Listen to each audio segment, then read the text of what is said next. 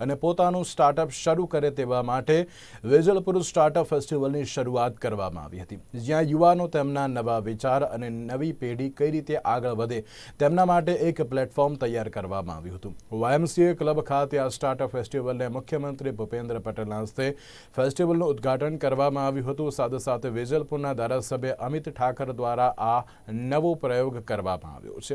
આ અંગે ધારાસભ્ય અમિત ઠાકરે જણાવ્યું હતું કે આઝાદીના 75 વર્ષના ગાળામાં કૃષિ ઇન્ફ્રાસ્ટ્રક્ચર, ઇન્ફોર્મેશન અને ટેકનોલોજીનો સમયાંતરે સમયગાળો પણ રહ્યો છે। આવનારા 25 વર્ષ સ્ટાર્ટઅપના 25 વર્ષ હશે, જેમાં દેશના વડાપ્રધાન નરેન્દ્ર મોદીના આહવાન અનુસાર ભારતનો યુવાન જોબ સીકર નહીં પરંતુ જોબ ગીવર બનશે।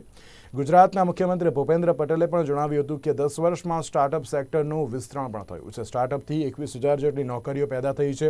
2003માં વાઇબ્રન્ટ ગુજરાતની શરૂઆત થઈ હતી, ત્યારે ભારત વૈશ્વિક રોકાણની રેસમાં પણ નહોતું। 20 વર્ષ પછી વિશ્વ આખી દુનિયામાં ગુજરાત સાથે જોડાયેલું છે।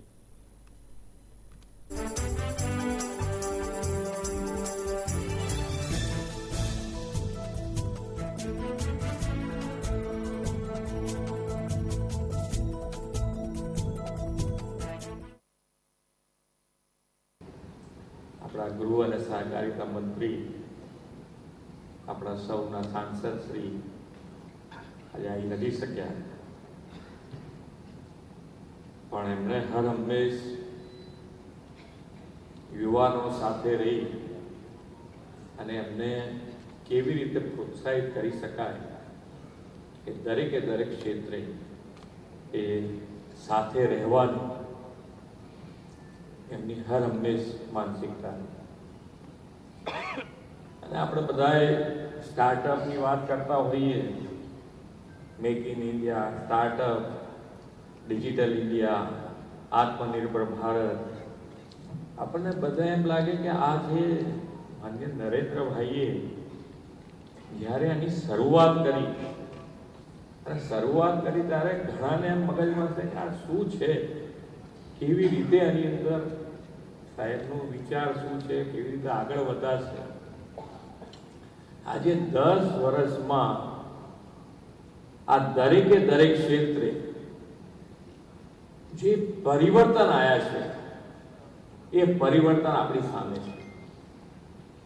તમે સ્ટાર્ટઅપ અને સ્ટાર્ટઅપના હિસાબે આજે ઘણી વખત આમ સામાન્ય દાખલો આપણો ઉત્તરાયણ ગઈ છે તો આપણને સ્ટાર્ટઅપ એટલે મગજમાં આવે કે આપણા વિચારો કેવી રીતે આગળ વધે।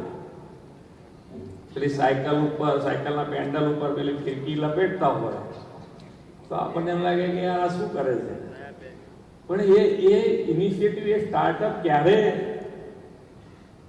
એ વિચાર મોટો થશે, કેવી રીતે મોટો થશે, એનું આખું ઇકોસિસ્ટમ માન્ય નરેન્દ્રભાઈએ ગોઠવી અને એના કારણે આજે છોકરાઓ આજના છાપામાં છે કે ગુજરાતમાં સ્ટાર્ટઅપના કારણે 48,000થી વધારે નોકરીઓ 1 વર્ષમાં મળી।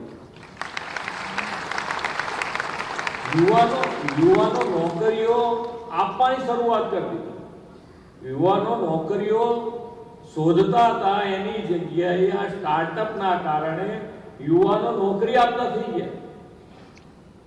આ મોટું પરિવર્તન માન્ય નરેન્દ્રભાઈ લાગે છે। આ આપણા માટે ગૌરવની વાત છે।